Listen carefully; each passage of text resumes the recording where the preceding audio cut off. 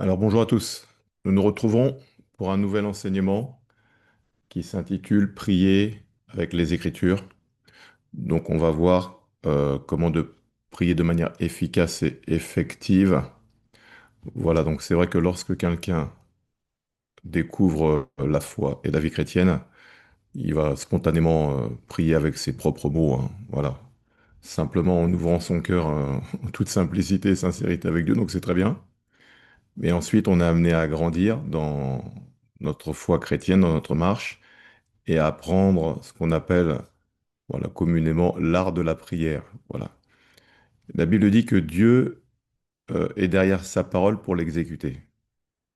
Donc, ça nous donne un indice que lorsque l'on prie sur la base des Écritures, on est déjà sûr d'être dans la volonté de Dieu, et on sait que si on est dans la volonté de Dieu, Dieu va nous répondre. Et dans Jean chapitre 15 au verset 7, si vous demeurez en moi et que mes paroles demeurent en vous, demandez ce que vous voudrez au Père et cela vous sera accordé. Voilà, donc lorsqu'on grandit notre vie chrétienne, l'une des choses qu'il faut absolument développer, c'est la prière, parce que la prière, donc, c'est le moyen de communication et de communion avec Dieu. Les disciples, lorsqu'ils ont observé le succès dans la vie de Jésus-Christ, ils lui ont dit, apprends-nous à prier. Et donc il a fait la prière du Notre Père qu'on peut retrouver dans Luc 11 et Matthieu 6. Voilà, Notre Père qui est aux cieux, que ton nom soit sanctifié, que ton règne vienne, que ta volonté soit faite sur la terre comme au ciel. Voilà, on va le voir juste après là. Et donc, lorsqu'on commence à grandir dans notre vie chrétienne, il faut savoir comment prier. Voilà. Là, nous sommes fin 2025. L'année 2026 est devant nous, dans quelques semaines. Voilà, au regard de ce qui est présenté dans les médias, l'avenir ne semble pas trop reluisant. Vous avez dû l'entendre, hein. Explosion des faillites de PME, des PME, là, des petites et moyennes entreprises, là. Les grands groupes commencent à licencier. Voilà, il y a des restrictions de budget. Les impôts explosent. Voilà, donc il y a pas mal de personnes qui vont se retrouver dans la difficulté. Et pour pouvoir traverser cette période qui va être tumultueuse, il va falloir prier et savoir prier. Voilà. D'où le titre Prier avec les Écritures. C'est un enseignement que j'ai apporté ailleurs, que j'avais nommé la vie de prière d'une personne spirituelle. Voilà, c'était juste pour dire que quand on commence à vouloir entrer dans une vie spirituelle et manifester euh, la puissance du royaume et vivre ce que nous dit la Bible, il faut absolument prendre comme fondement la parole. Et donc c'est ce qu'on va voir aujourd'hui. Moi, c'est des choses que j'ignorais. J'avais été à une conférence, je crois en 2017, je crois, où il y avait le pasteur Mamadou Karambiri, que peut-être certains d'entre vous connaissez, voilà, qui est le pasteur principal de l'église, d'une église au Burkina Faso, le CIEMIA, Centre international d'évangélisation et de mission intérieure africaine, et qui avait dit que lui, il y avait cinq, six passages en fait dans les Écritures qu'il connaissait par cœur. Il les récitait et puis après, il partait pour une heure de prière en langue. Voilà. Donc moi, j'ai noté les passages à l'époque, je les avais également mémorisés. Et donc j'avais commencé à prier sur cette base-là. Et progressivement, je suis venu étoffer cette base. Et nous allons voir ça ensemble. Alors, il y a plusieurs étapes pour prier. Premièrement, quand tu te réveilles, si tu pries le matin, voilà. Jésus a dit, je ne vous laisserai pas, je serai avec vous éternellement jusqu'à la fin du monde, et je vous donnerai mon esprit. Le Saint-Esprit viendra vivre en vous. Voilà, il vous conduira dans toute la vérité. Jean 16, car il ne parlera pas de lui-même et vous dira tout ce qu'il a entendu. Je vous enverrai un autre consolateur. Et le mot autre, c'est le mot hétéros. Parce qu'il y a deux mots grecs pour autre. Il y a alos ou aios, A2LOS, qui veut dire un autre euh, de la même nature. Et il y a autre, hétéros, un autre d'une nature différente. Oui, donc je vous enverrai un autre consolateur, j'ai fait une erreur. C'est autre, c'est alos, parakletos. Voilà, alos, parakletos. Un autre de la même nature. Donc lorsqu'on donne notre vie à Jésus-Christ, il vient vivre en nous par son esprit. Et Paul a dit dans l'Épître aux Thessaloniciens, voilà, que l'amour de Dieu, la communion du Saint-Esprit et la grâce, la faveur du Seigneur Jésus-Christ soit avec vous tous. Donc, Paul nous invite à apprendre à communier avec le Saint-Esprit. Donc, le Saint-Esprit, ce n'est pas uniquement une force, un vent ou une puissance, comme cela peut être prodigué dans certaines dénominations. Le Saint-Esprit, c'est une personne. On le voit dans plusieurs passages des Écritures. Si ça vous intéresse, je pourrais faire toute une série. J'ai toute une série là-dessus, là. Je pourrais le faire. Voilà, où on voit, acte 13, ils furent envoyés par le Saint-Esprit. Éphésiens 5, n'attristez pas le Saint-Esprit pour lequel vous avez été scellés pour le jour de la rédemption. Voilà. Acte 5, je crois, c'est Ananias et Saphira. Pourquoi avez-vous menti au Saint-Esprit? Voilà. Donc je pourrais continuer. Donc on voit que le Saint-Esprit, c'est une personne. Ok, c'est lui qui nous conduit dans toute la vérité. C'est lui qui nous transforme à l'image parfaite de Christ. C'est lui qui nous apprend à prier. Romains 8, 26. De même, nous ne savons pas ce qu'il convient de demander dans nos prières, mais l'Esprit lui-même intercède pour nous par des soupirs inexprimables. Voilà, c'est lui qui nous qui nous apprend à marcher dans la véritable vie chrétienne. Romains chapitre 8, versets 1 à 2. Il n'y a donc maintenant plus aucune condamnation pour ceux qui sont en Jésus-Christ. En effet, la loi de l'esprit de vie en Jésus-Christ nous a franchis de la loi du péché et de la mort. Car chose impossible à la loi, car la chair rendait sans force, Dieu a condamné le péché dans la chair en envoyant à cause du péché son propre Fils dans une chair semblable à celle du péché, et cela afin que la justice de la loi fût accomplie en nous qui marchons non selon la chair, mais selon l'esprit. Donc la caractéristique du chrétien né de nouveau, voilà, non pas du chrétien religieux, c'est d'avoir conscience que le Saint-Esprit, c'est une personne, que Dieu lui a fait don de son esprit qui vit en lui. Bon, ça, on le voit également dans Romains 8. Si quelqu'un n'a pas l'esprit de Christ, il ne lui appartient pas. N'a pas l'esprit de Dieu, il ne lui appartient pas. Mais si quelqu'un a l'esprit de Christ en lui, il lui appartient. Donc, un, avoir conscience que c'est une personne et apprendre à communier avec lui. Deuxième étape, donc déclarer la bénédiction sur sa journée. Troisième étape, demander pardon pour ses péchés. Voilà. On va voir pourquoi j'ai choisi cet ordre-là. Quatrième étape, offrir son sacrifice, son corps en sacrifice. Cinquième étape, adorer Dieu. Sixième étape, proclamation de la parole de Dieu sur sa vie. Voilà. Donc moi, c'est une méthodologie que j'ai développée. Après, voilà, vous avez un cadre. Après, vous adaptez, hein. Chacun fait comme il veut. Et puis à d'autres moments, par contre, tu peux tout simplement répandre ton cœur devant Dieu. Tu n'as pas besoin de suivre des étapes. Tu sens que là, c'est ou à d'autres moments, tu peux être simplement dans le silence, dans la méditation. Voilà. Mais quand tu veux grandir, quand tu veux euh, monter des steps, il faut savoir maintenant développer l'art de la prière. Alors, étape 1, voilà. Jean 15, 7. Si vous demeurez en moi et que mes paroles demeurent en vous, demandez ce que vous voudrez et cela vous sera accordé. Donc la clé, c'est ça en fait. C'est d'avoir la parole en soi. Donc c'est de méditer la parole et de mémoriser des versets des Écritures. Voilà, donc étape 1, voilà, tu salues le Saint-Esprit simplement. Certains ont peut-être lu le livre de Pasteur Bénin, là, bonjour Saint-Esprit, voilà, bonjour Saint-Esprit. Merci de m'avoir réveillé ce matin, merci pour cette nouvelle journée. Conduis-moi dans ce temps de prière et d'adoration, car Dieu est esprit. Il faut que ceux qui l'adorent en esprit, en vérité. Jean 4, 24. On ne peut pas adorer sans le Saint-Esprit. Ça, on le voit dans Jean 6. La chair ne sert de rien. Voilà. C'est l'esprit qui vivifie. Les paroles que je vous dis sont esprit et vie. Donc, pour pouvoir prier de manière à toucher le cœur de Dieu, il faut être inspiré par l'esprit. Quand on ne connaît pas Dieu ou qu'on est jeune dans la foi, Dieu étant un bon père, il accepte toutes les prières. Il n'y a pas de, il n'y a pas de règle. Voilà. En revanche, quand on veut commencer à marcher avec lui et à le servir, il faut croître, parce que la Bible dit, euh, car tous ceux qui sont fils de Dieu sont conduits par l'Esprit de Dieu. Mais fils, c'est déjà une étape de progression, hein, parce qu'il y a plusieurs mots grecs, voilà, pour définir la croissance d'un être humain. Il y a le nouveau-né, il y a le bébé, il y a l'enfant et il y a le fils. Voilà. Népios, c'est l'enfant et il y a le fils. Le fils, c'est... Ah, ça m'échappe en grec. Donc voilà. Donc si on reste au stade de l'enfant, on va pas grandir, on va pas porter de fruits, on sera toujours dépendant des autres. Dès qu'on a un problème, on va paniquer. On va appeler X, Y, prie pour moi, aide-moi. Voilà.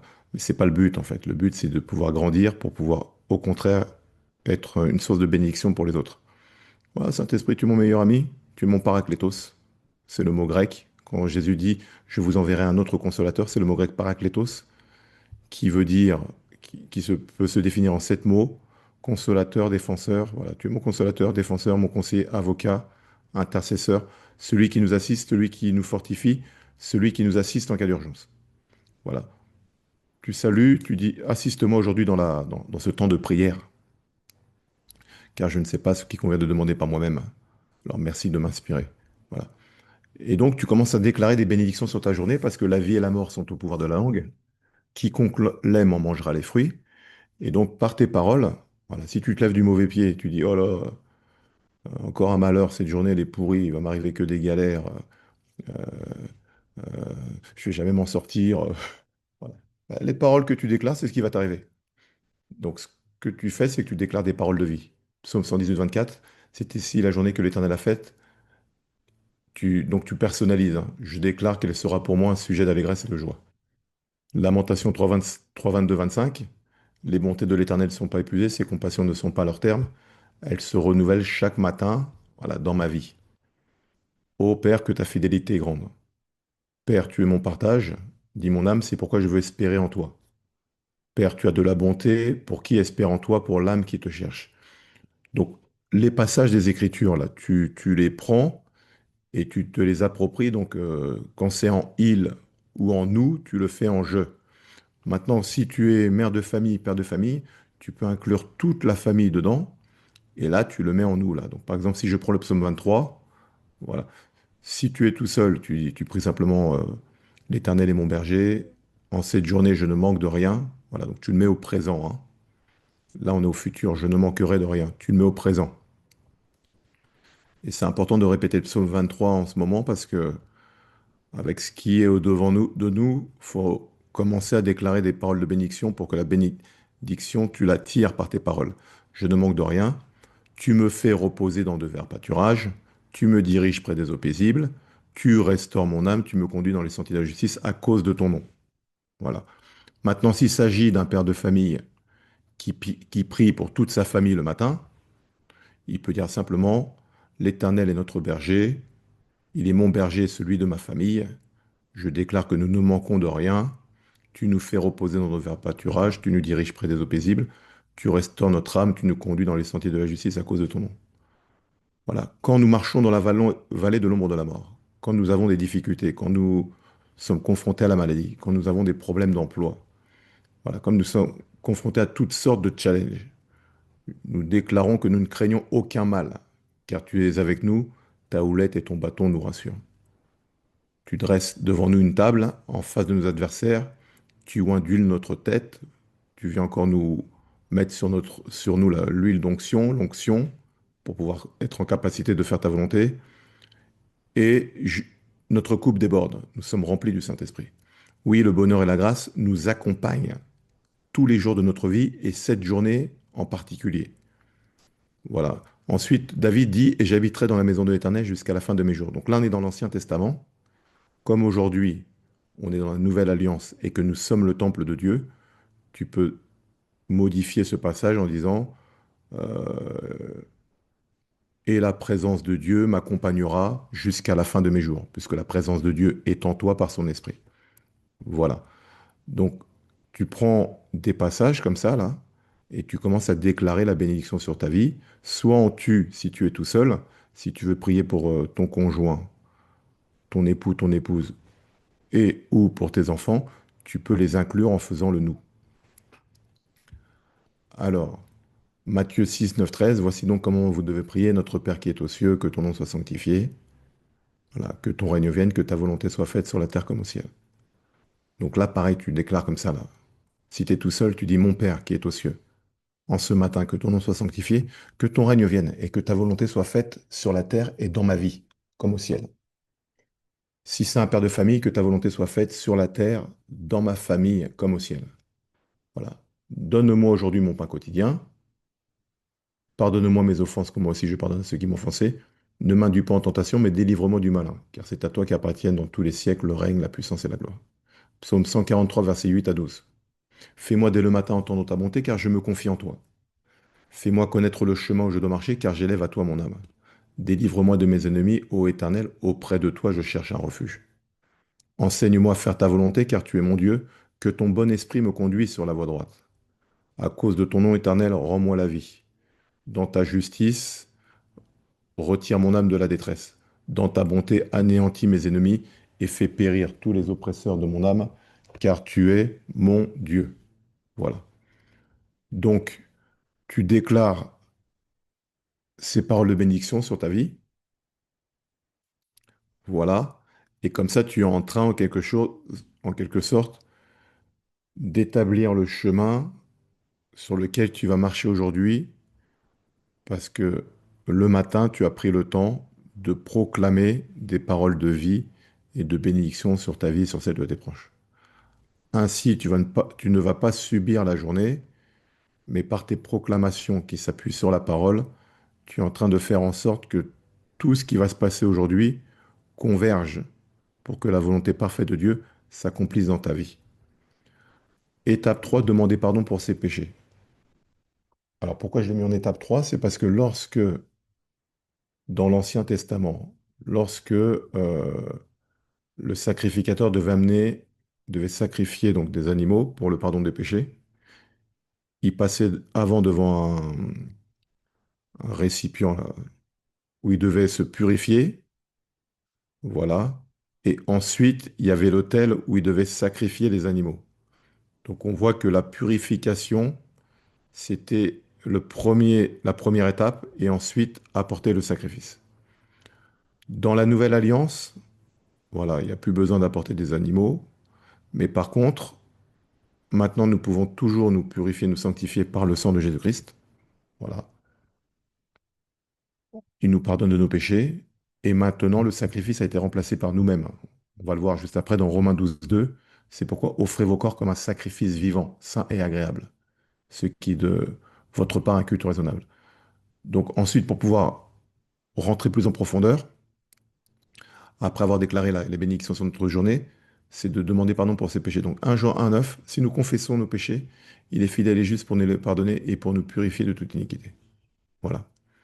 Et c'est pour éviter que l'accusateur de notre âme ait un motif d'accusation, parce qu'on voit dans le livre de Zacharie, à un moment, il y a le prophète Josué qui se tient devant Dieu. Ses vêtements sont sales, et à côté, il y a Satan qui l'accuse. Et du coup, Dieu dit à l'ange de changer ses vêtements. Donc, lorsqu'on se présente devant Dieu, si on a commis des erreurs durant la journée, voilà, simplement, Père, je te demande pardon pour avoir fait telle chose.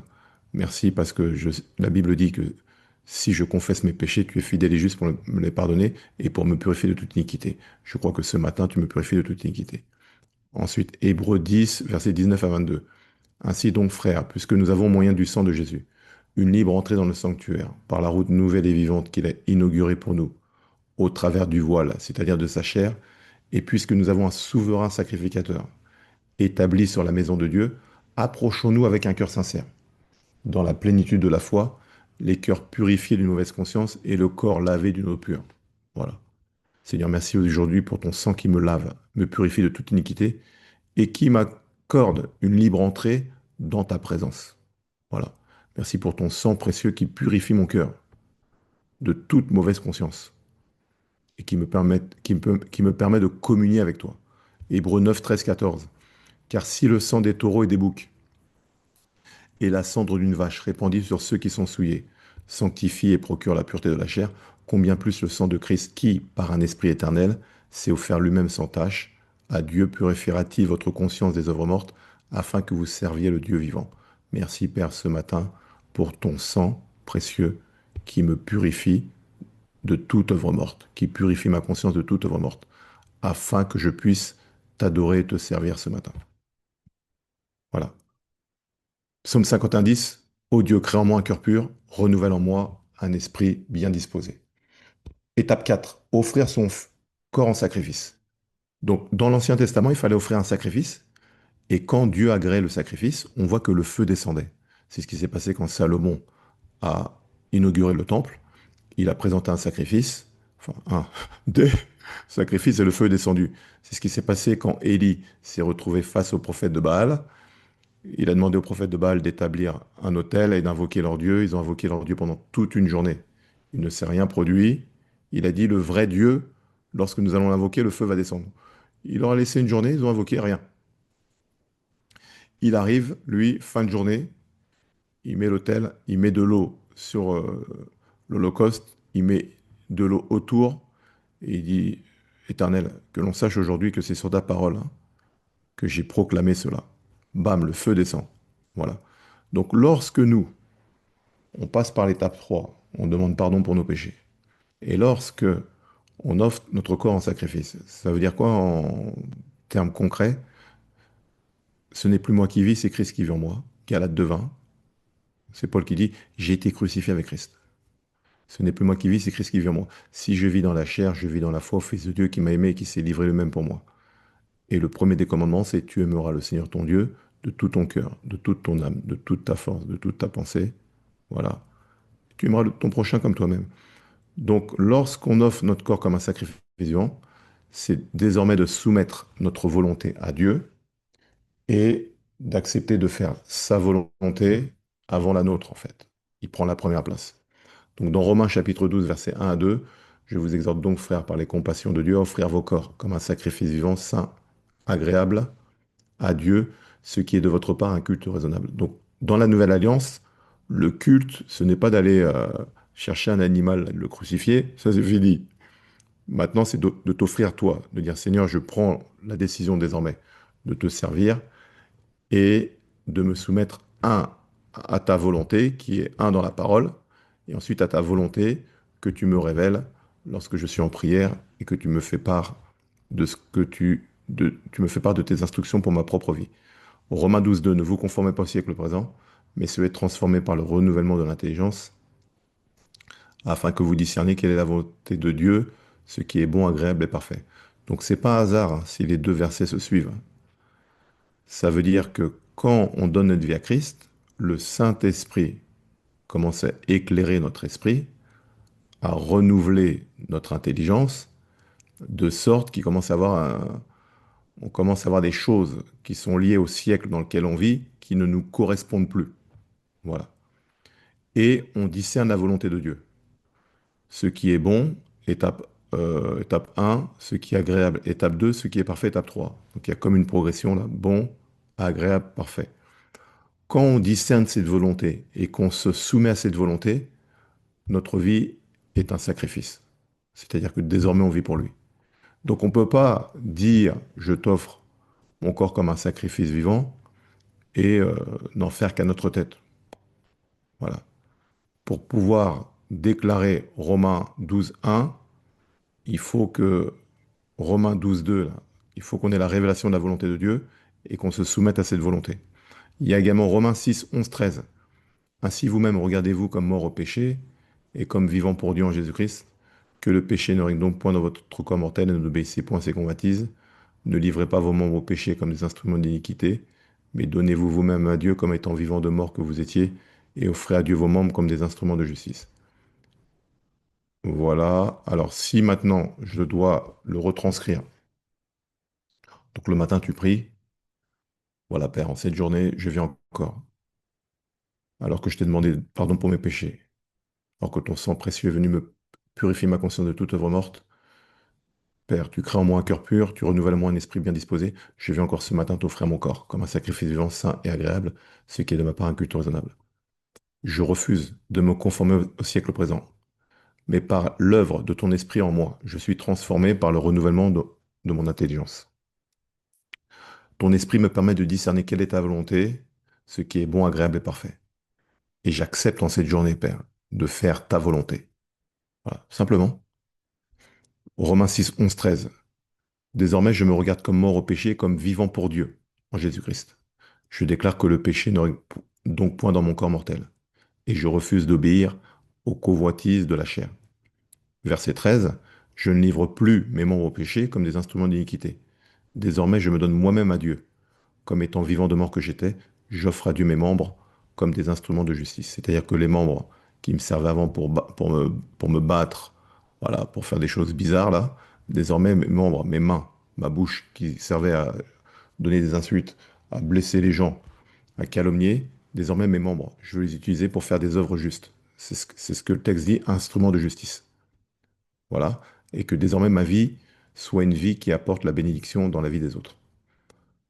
Éphésiens 4, 22, 24, on vous a enseigné à vous débarrasser du vieil homme, qui correspond à votre ancienne manière de vivre et se détruit sous l'effet de ses désirs trompeurs, à vous laisser renouveler par l'esprit dans votre intelligence et à vous revêtir de l'homme nouveau créé selon Dieu dans la justice et la sainteté que produit la vérité. Voilà, Père, ce matin, je viens encore me débarrasser du vieil homme, Seigneur, qui correspond à mon ancienne nature, à mon ancienne manière de vivre. Voilà. Je te laisse, Saint-Esprit, renouveler mon intelligence. Et je prends la décision de revêtir l'homme nouveau, que je marche maintenant en nouveauté de vie. Voilà. L'homme nouveau créé selon Dieu dans la justice et la sainteté que produit la vérité.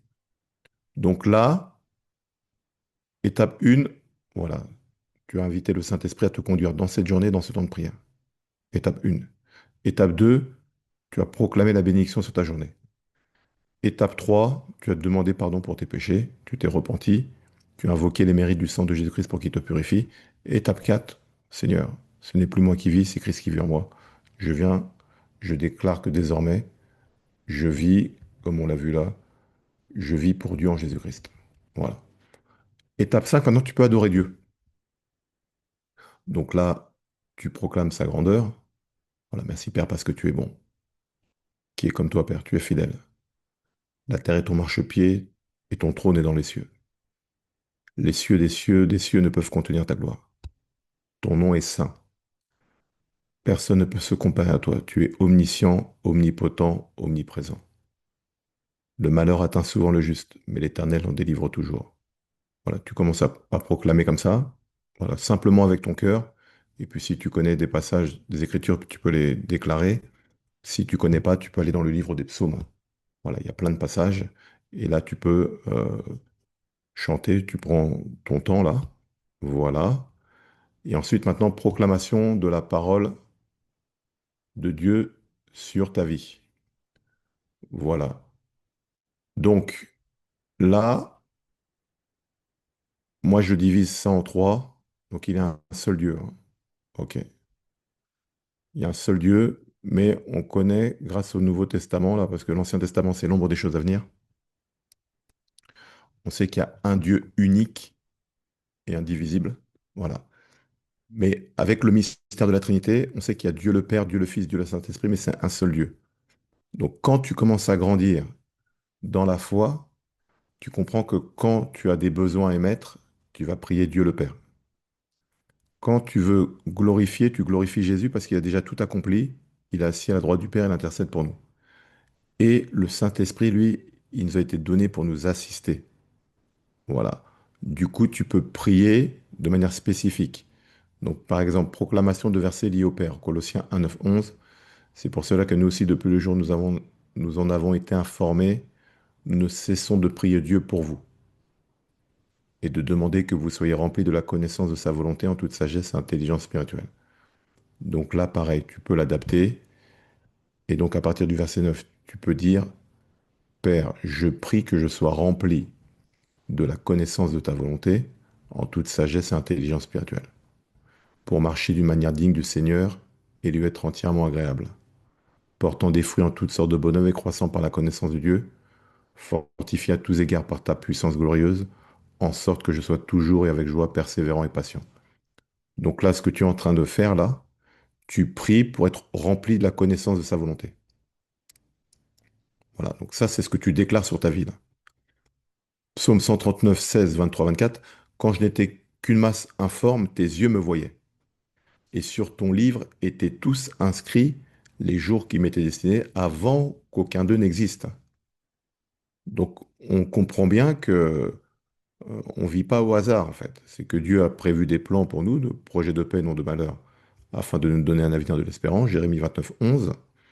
Que sur son livre, il a inscrit la vie qu'il veut nous voir vivre, et que le matin, quand on prie comme ça, notre prière, c'est qu'on puisse se réajuster avec sa volonté parfaite pour vivre et marcher sur le chemin qu'il a préparé pour nous en cette journée. Voilà. Donc, psaume 139 au verset 23. Sonde-moi, ô Dieu, et connais mon cœur. Éprouve-moi et connais mes pensées. Regarde si je suis sur une mauvaise voie et conduis-moi sur la voie de l'éternité. Donc, sur son livre sont inscrits tous les jours qui nous sont destinés, mais pour pouvoir les vivre, il faut être sur la bonne voie. Voilà. Et pas la mauvaise voie. Ça veut dire que bien souvent, certains malheurs qui peuvent nous arriver, c'est parce qu'on a pu faire qu'on a pu prendre des mauvaises décisions qui ont entraîné des mauvaises conséquences. Et donc, pour pouvoir vraiment vivre dans la paix, comme la Bible nous dit qu'il a pour nous des projets de paix et non de malheur, c'est de faire en sorte de marcher sur la voie, VOIE, qu'il a planifiée pour notre vie. Éphésiens chapitre 3, versets 14 à 21. À cause de cela, je fléchis les genoux devant le Père, duquel tire son nom toute famille dans les cieux et sur la terre. Donc là, si on le personnalise, voilà, afin que tu me donnes, selon la richesse de ta gloire, d'être puissamment fortifié par ton esprit dans l'homme intérieur. Voilà, ça c'est l'une des missions du Saint-Esprit, c'est de nous fortifier pour qu'on puisse être en mesure de suivre Dieu. Verset 17, en sorte que Christ habite dans mon cœur par la foi, afin qu'étant enraciné et fondé dans l'amour, je puisse comprendre avec tous les saints, donc tous les frères et sœurs là, quelle est la largeur, la longueur, la profondeur et la hauteur, et connaître l'amour de Christ qui surpasse toute connaissance, en sorte que je sois rempli jusqu'à toute la plénitude de Dieu. Or, à celui qui peut faire par la puissance qui agit en moi, infiniment au-delà de tout ce que je demande ou pense, à lui soit la gloire dans l'Église et en Jésus-Christ, dans toutes les générations, au siècle des siècles. Amen. Donc on voit que dans les Écritures, il y a plein de prières qui sont déjà faites. Voilà, soit de Paul, soit Anne, quand elle a eu Samuel. Bah, mais elle s'est mise à prier. Il y a pas mal de prières dans les Écritures. Donc quand tu vois que ça correspond à ta vie, voilà, et que tu es conduit par l'Esprit, hein, tu prends cette prière-là, tu la proclames sur ta vie, et donc si c'était vous, si c'était il, tu te l'appropries, tu mets je, tu mets moi. Voilà. 1 Pierre 5,10, le Dieu de toute grâce, qui vous a appelé en Jésus-Christ à sa gloire éternelle, après que vous aurez souffert un peu de temps, vous perfectionnera lui-même, vous affermira, vous fortifiera, vous rendra inébranlable. Donc là, pareil, hein, tu dis, Père, toi qui m'as appelé en Jésus-Christ à ta gloire éternelle, voilà, malgré les épreuves par lesquelles je peux passer en ce moment, je déclare que tu me perfectionnes, tu m'affermis, tu me fortifies, tu me rends inébranlable. Philippiens 1, 9, 11. On va le personnaliser directement là. Et ce que je demande dans mes prières, Père, c'est que ton amour augmente de plus en plus en connaissance et en pleine intelligence, pour le discernement des choses meilleures, afin que je sois pur et irréprochable pour le jour de Christ, rempli du fruit de justice qui est par Jésus-Christ, à la gloire et à la louange de Dieu. Hébreux, chapitre 13, versets 20-21. Que le Dieu de paix qui a ramené d'entre les morts le grand pasteur des brebis par le sang d'une alliance éternelle, mon Seigneur Jésus, me rende, voilà, donc là on personnalise, me rende capable de toute bonne œuvre pour l'accomplissement de sa volonté et fasse en moi ce qui lui est agréable par Jésus-Christ, auquel soit la gloire au siècle des siècles. Amen. Voilà. Et Éphésiens, chapitre 1, versets 17 à 23. Ce passage-là, il est puissant, hein. Il est puissant. Donc pareil, là, tu le personnalises, là. Donc la version originale, c'est: Je prie que le Dieu de notre Seigneur Jésus-Christ, le Père de gloire, vous donne un esprit de sagesse et de révélation qui vous le fasse connaître. Donc là, j'ai mis la version, je crois, second 21. Elle est plus facile à appréhender. Donc tu dis, voilà, Père, je prie que tu me donnes un esprit de sagesse et de révélation qui me permet de te connaître. Je prie que tu illumines les yeux de mon cœur pour que je sache quelle est l'espérance qui s'attache à mon appel. Quelle est la richesse de ton glorieux héritage au milieu des saints? Et quelle est l'infinie grandeur de ta puissance qui se manifeste avec efficacité par le pouvoir de ta force envers moi qui crois?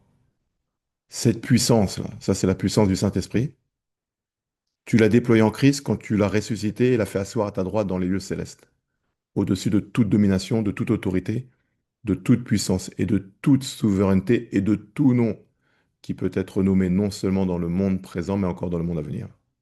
Tu as tout mis sous ses pieds et tu l'as donné pour chef suprême à l'Église, qui est son corps, la plénitude de celui qui remplit tout en tous.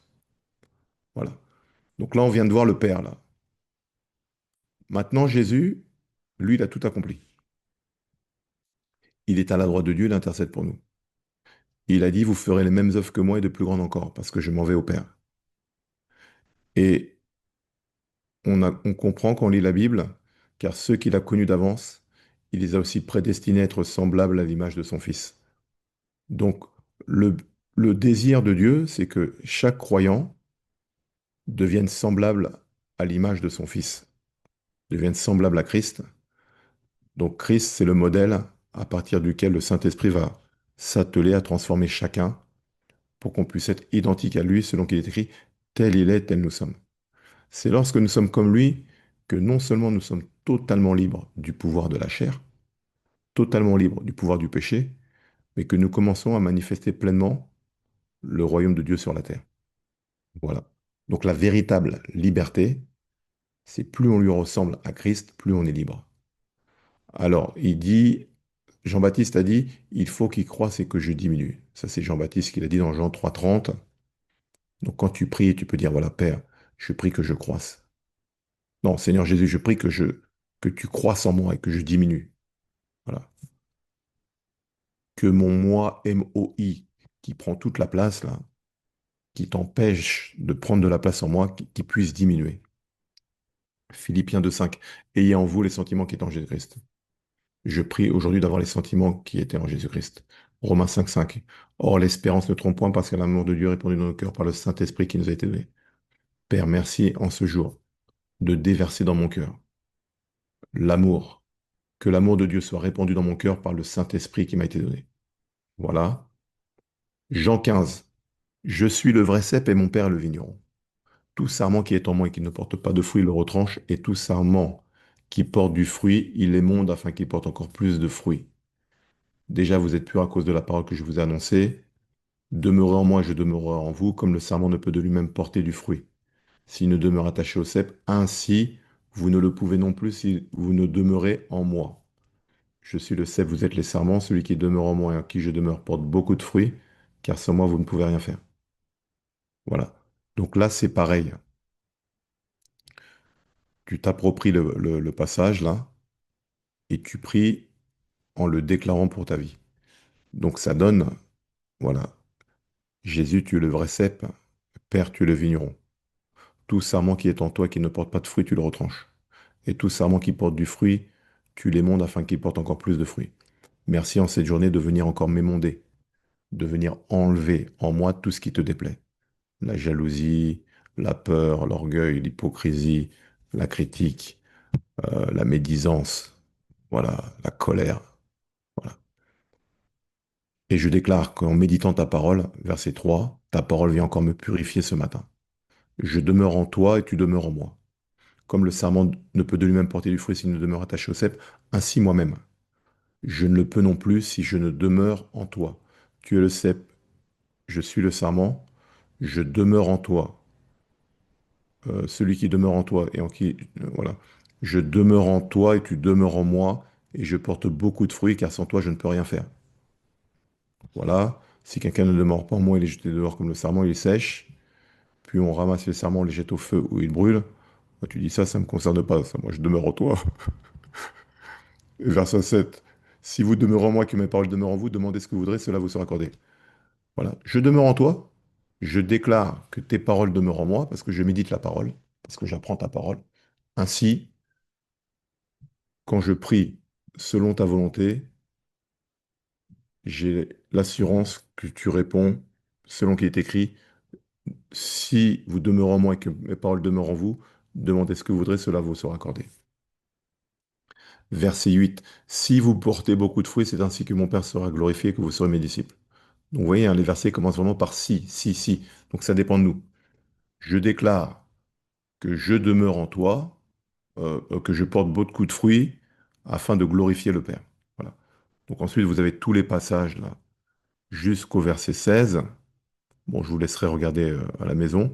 Mais le verset 16 dit, ce n'est pas vous qui m'avez choisi, mais moi je vous ai choisi, je vous ai établi, afin que vous alliez, que vous portiez du fruit, que votre fruit demeure, afin que ce que vous demanderez au Père en mon nom, il vous le donne. Donc là, tu dis, voilà, Père, ce n'est pas moi qui t'ai choisi, mais c'est toi qui m'as choisi, tu m'as établi, afin que j'aille, que je porte du fruit et que mon fruit demeure, afin que ce que je demande au Père en ton nom, tu me le donnes. Voilà. Ensuite, Jean 14, 12, 14. En vérité, je vous le dis, celui qui croit en moi fera aussi les œuvres que je fais, et il en fera de plus grandes, parce que je m'en vais au Père.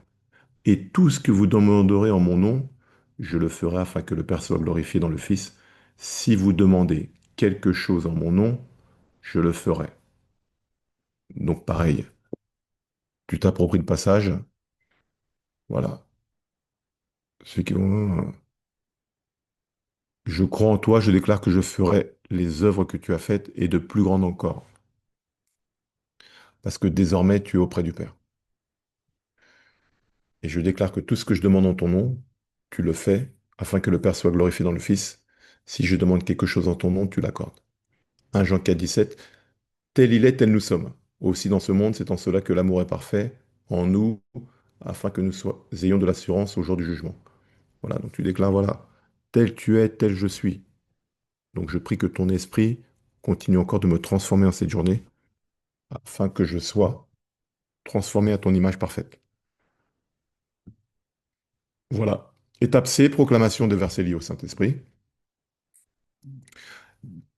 Ésaïe 11.2 dit, l'Esprit de l'Éternel reposera sur lui, donc sur Jésus-Christ, esprit de sagesse et d'intelligence, esprit de conseil et de force, esprit de connaissance et de crainte de l'Éternel. Voilà. Donc là, tu peux dire simplement, hein, merci, Père, aujourd'hui encore, de manifester en moi l'esprit de sagesse et d'intelligence, l'esprit de conseil et de force, l'esprit de connaissance et de crainte de l'Éternel. Que l'esprit de l'Éternel repose encore sur moi en cette journée, pour que je sois conduit par ta sagesse, ton intelligence, pour que tu puisses m'apporter le conseil, pour que tu puisses me remplir de ta force, pour que tu me donnes la connaissance, pour que je puisse te connaître davantage et que je puisse marcher dans la crainte de Dieu. Voilà. Là, tu pries sur la base de la parole. Ensuite, comme en étape 4, tu as offert ton corps comme un sacrifice vivant, saint et agréable, ce qui est de notre part un culte raisonnable, et comme désormais nous sommes le temple du Saint-Esprit, voilà. Ne savez pas, 1 Corinthiens 6, 19, ne savez-vous pas que vous êtes le temple du Saint-Esprit et que vous ne vous appartenez plus à vous-même, mais que votre esprit et votre corps appartiennent à Dieu. Donc tu dis simplement, Saint-Esprit, bon, ce jour, merci de gouverner mon esprit, mon âme et mon corps, comme l'homme est tripartite, hein. Voilà. On sait que l'esprit, c'est CIC, conscience, intuition, communion. Merci de gouverner ma conscience, mon intuition, ma communion. Âme, c'est VIE, volonté, voilà, donc libre arbitre. I pour intelligence, pensée, raisonnement, imagination, les rêves. Et E, VIE, volonté, intelligence, émotion. Voilà. Merci de gouverner mon âme, de diriger ma volonté, mon libre arbitre. Merci d'inspirer mes pensées, de renouveler mon intelligence.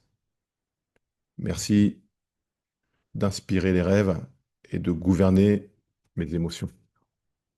Pour la volonté, tu peux répéter le Colossiens 1, 9, 11 là. Voilà, je prie que je sois rempli de la connaissance de la volonté de Dieu en cette journée. Pour les pensées, Philippe, tu as 2 Corinthiens 10, 5.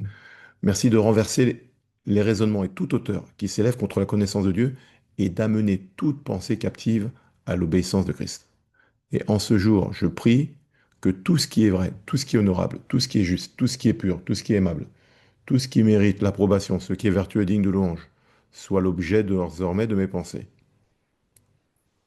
Pour les émotions, Philippiens 1,5, je prie que les sentiments qui étaient en Jésus-Christ soient en moi. Je refuse de m'inquiéter, ne vous inquiétez de rien. Philippiens 4, 6, 7. Mais en toute chose, je prends la décision de faire connaître mes besoins à Dieu par des prières et des supplications avec des actions de grâce.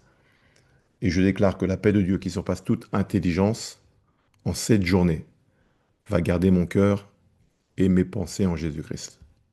Voilà. Et pour le corps, nous ne sommes point redevables à la chair pour vivre selon la chair. Si vous vivez selon la chair, vous mourrez. Mais si par l'esprit, vous faites mourir les actions du corps, vous vivrez. Voilà, tu déclares en cette journée, je déclare que je ne suis point redevable à la chair pour vivre sur la chair. Si je vis selon la chair, si je vis selon ma nature humaine qui est déchue, le résultat, c'est la mort. Voilà, je vais prendre des mauvaises décisions, je vais poser des actes qui vont m'amener des problèmes. Mais aujourd'hui, Esprit de Dieu, je t'invite à faire mourir les actions du corps afin que je vive et que je sois conduit non par la chair, mais par l'Esprit. C'est ce qui dit Romains 8, 14. Tous ceux qui sont fils de Dieu sont conduits par l'Esprit de Dieu. Donc c'est le verset juste après. Voilà. Tu peux inviter le Saint-Esprit à te conduire dans la prière. Pourquoi Jésus a dit dans Jean 14, 26 que c'était notre enseignant, mais le consolateur, l'Esprit Saint, que le Père enverra en mon nom, vous enseignera toutes choses et il vous rappellera tout ce que je vous ai dit. Romains 8, 14, car tous ceux qui sont conduits par l'Esprit de Dieu sont fils de Dieu. Donc l'Esprit de Dieu, c'est lui qui nous conduit, c'est notre conducteur. Voilà. C'est lui qui nous conduit dans toute la vérité et qui glorifie Jésus. Jean 16, 13. Quand le consolateur sera venu, l'Esprit de vérité, il vous conduira dans toute la vérité. Car il ne parlera pas de lui-même, mais il dira tout ce qu'il aura entendu et il vous annoncera les choses à venir. C'est lui notre binôme de prière. Voilà. C'est bien d'avoir un partenaire de prière, mais c'est bien de comprendre que le Saint-Esprit, c'est notre premier partenaire de prière, si on lui laisse la place pour nous conduire. Romains 8, 26, 28. De même aussi, l'Esprit nous aide dans notre faiblesse, car nous ne savons pas ce qu'il nous convient de demander dans nos prières. Mais l'Esprit lui-même intercède par des soupirs inexprimables. Et celui qui sonde les cœurs connaît quelle est la pensée de l'Esprit, parce que c'est selon Dieu qu'il intercède en faveur des saints. Nous savons du reste que toute chose concourt au bien de ceux qui aiment Dieu, de ceux qui sont appelés selon son dessein.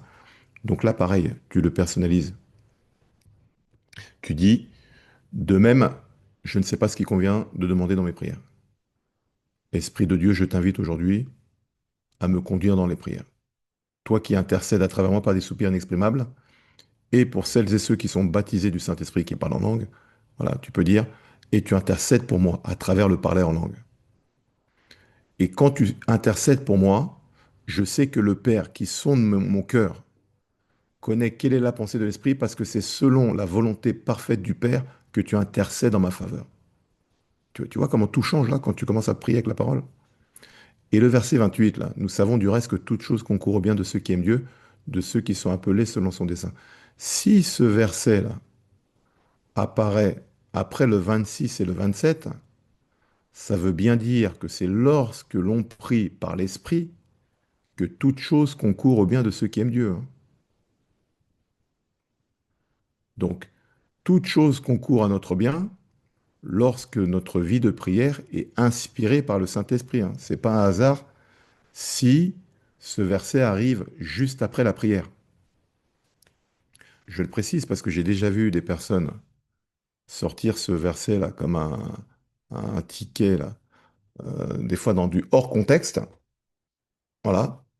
Et donc, tu as quelqu'un qui fait un accident, il va te dire toute chose concourt au bien de ceux qui aiment Dieu. Bon, t'es sûr? Voilà. Euh, quelqu'un, je sais pas moi, il va lui arriver un problème, toute chose concourt au bien de ceux qui aiment Dieu. Non, non, faut arrêter de sortir des versets comme ça. Des fois, Dieu, il regarde, il dit, écoute, moi, j'ai rien à voir avec ton problème. Voilà. Tu as pris ta propre décision, c'est toi qui as... L'erreur, là, c'est de ta faute, hein. Donc, viens pas m'inclure dedans, là. Voilà. Donc, on voit à travers le texte, là, que quand il prie selon la volonté parfaite de Dieu, voilà, ça veut dire que là, notre vie est sur la bonne voie, VOIE, et qu'on est conscient de la volonté de Dieu pour notre vie. À ce moment-là, toute chose concourt à notre bien. Voilà ce que ça veut dire. Voilà. Et enfin, 1 Corinthiens 2, 9, 16, passage extrêmement puissant que je vous conseille pour ceux qui peuvent de l'apprendre par cœur. Mais comme il est écrit, ce sont des choses que l'œil n'a point vues, que l'oreille n'a point entendues, et qui ne sont point montées au cœur de l'homme, des choses que Dieu a préparées pour ceux qui l'aiment. Donc il y a des choses que Dieu a préparées d'avance pour toi, pour moi, pour ses enfants, parce qu'il les aime. La problématique, c'est que notre œil ne l'a point vu. Ça veut dire que ces choses sont dans le domaine de l'invisible pour le moment. Notre oreille ne l'a point entendu. OK? On n'a pas conscience de ce que c'est. Et ce n'est point monté au cœur de l'homme. Donc on n'a même pas eu la révélation de ces choses. Pourtant, Dieu les a préparées parce qu'elle nous aime, parce qu'il nous aime. Où sont ces choses? Elles sont dans le stade de l'invisible aujourd'hui. Mais le verset 10 nous dit, Dieu nous les a révélées par l'Esprit. Donc on comprend que le Saint-Esprit, lui, il révèle les choses cachées. Dieu nous les a révélées par l'Esprit, car l'Esprit sonde tout, même les profondeurs de Dieu. Donc l'Esprit va sonder le cœur de Dieu. Il va comme dans une bibliothèque, là. Il scanne le cœur, là. Il prend ton nom, là. Tu t'appelles, je sais pas moi, Sarah Dupont. Voilà. Ou Roger, Roger Lumière. Voilà. Il arrive là, il voit ton nom, et il dit chose préparée pour Roger Lumière, pour Sarah Dupont. Pendant que tu pries, il prend l'information et lui vient la downloader, la télécharger dans ton esprit. Voilà. C'est pour ça qu'il révèle les choses cachées. C'est pour ça que ta vie chrétienne dépend de ta vie de prière et de ta méditation des Écritures. Si dans ta vie chrétienne, tu mets l'Esprit de Dieu à côté, tu vas passer à côté de toutes les promesses que Dieu a voulu pour toi, hein. Donc tu peux être sauvé, hein, ça c'est pas un problème. Mais tout ce qu'il a prévu pour toi, tu l'auras pas. Parce que le texte est clair. Il dit, Dieu nous les a révélés par l'Esprit. Car l'Esprit sonde tout, même les profondeurs de Dieu. Lequel des hommes en effet connaît les choses de l'homme, si ce n'est l'Esprit de l'homme, qui est en lui. Donc notre esprit connaît les choses qui sont à l'intérieur de nous. De même, personne ne connaît les choses de Dieu, donc personne ne connaît les choses qui sont à l'intérieur de Dieu, si ce n'est l'Esprit de Dieu. Verset 12. Or nous n'avons pas reçu l'Esprit du monde. Donc, ça veut dire que dans le monde, il y a un esprit. Voilà, bon, on va pas aller là-dessus aujourd'hui, mais voilà, on n'a pas reçu l'Esprit du monde. Mais on a reçu l'Esprit qui vient de Dieu, afin que nous connaissions les choses que Dieu nous a données par sa grâce. Ces choses sont pour le moment dans le stade invisible. Dieu veut les amener dans le stade visible. Il a besoin que quand on prie, nos prières soient conduites par l'Esprit, car c'est lui qui révèle les choses cachées. Verset 13, et nous en parlons non avec des discours qu'enseigne la sagesse humaine, mais avec ceux qu'enseigne l'Esprit, employant un langage spirituel pour les choses spirituelles. Donc là, le verset 13, là, tu peux l'interpréter de deux manières. Employant, alors je vais le relire, et nous en parlons non avec des discours qu'enseigne la sagesse humaine, mais avec ceux qu'enseigne l'Esprit, employant un langage spirituel pour les choses spirituelles. Donc, soit toi, tu pries justement en employant un langage spirituel, c'est-à-dire que tu pries en déclarant la parole, conduit par l'esprit, hein. Voilà. Étape 1. 2. Tu pries avec ton cœur sous l'inspiration du Saint-Esprit. Donc là, tu es dans un langage spirituel. Ou 3. Langage spirituel, c'est quand tu pries en esprit. Le langage en esprit, voilà. Faites en tout temps par l'esprit toutes sortes de prières et de supplications. Éphésiens 6. Faites en tout temps par l'esprit toutes sortes de prières et de supplications. Ça, c'est la prière en esprit, c'est la prière en langue. Voilà, la prière en langue qui vient du baptême du Saint-Esprit, que tu peux retrouver dans Acte 2, lorsque les 120 étaient dans la chambre haute. Tout à coup, il eut comme le bruit d'un vent violent, et des langues semblables à des langues de feu se posèrent sur chacun d'eux, et ils se mirent à parler en langue, selon que l'Esprit les inspirait. Voilà. Donc ça, c'est ce qu'on appelle le langage en esprit, ça. Donc quand tu parles ce langage en esprit, l'Esprit maintenant va scanner le cœur de Dieu. Il va localiser ce qui te concerne toi, et en fonction de la saison de ta vie dans laquelle tu te trouves, il va maintenant le downloader dans ton esprit. Voilà, donc il y a un aller-retour en fait. Et soit immédiatement, c'est assez rare, ou dans les jours qui suivent, tu vas avoir la révélation de ce pourquoi tu as prié, parce que c'est téléchargé dans ton esprit, et progressivement, ça va devenir intelligible dans ton âme. Voilà.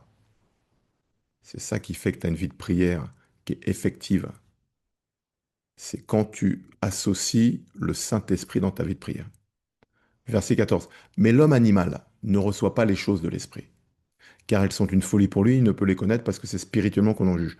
Donc, celui qui n'a pas l'Esprit, donc le non-croyant qui n'a pas l'Esprit, ne peut pas recevoir les choses de l'Esprit de Dieu. OK? Verset 15. L'homme spirituel, au contraire, juge de tout, il n'est lui-même jugé par personne. Car qui a connu la pensée du Seigneur pour l'instruire? Or, nous avons la pensée de Christ. Comment avons-nous la pensée de Christ? Parce que nous avons le Saint-Esprit en nous qui nous révèle la pensée de Christ lorsque nous méditons la parole, un, et lorsque nous prions et qui sont les profondeurs du Père. Voilà. Et ensuite, voilà. Une fois que tu as fait tout ça, là, si tu es baptisé du Saint-Esprit, tu pries en langue. Si tu n'es pas baptisé du Saint-Esprit, je t'invite à demander le baptême, surtout qu'on va rentrer dans des temps un peu difficiles et qu'il va falloir monter dans sa vie de prière, à titre individuel et également à titre d'église. Voilà. Donc 1 Corinthiens chapitre 14, versets 2 à 4. En effet, celui qui parle en langue ne parle pas aux hommes, mais à Dieu, car personne ne le comprend, et c'est en esprit qu'il dit des mystères.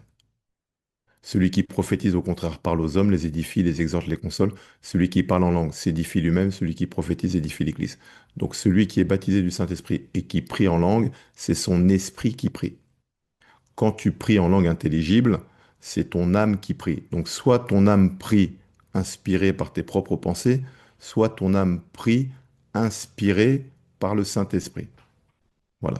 Si ton âme prie inspirée par tes propres pensées, résultat des prières, zéro. Voilà. Sauf si Dieu veut se révéler à toi pour te prouver qu'il a un bon père et qu'il existe et il veut te faire plaisir, quoi. Voilà.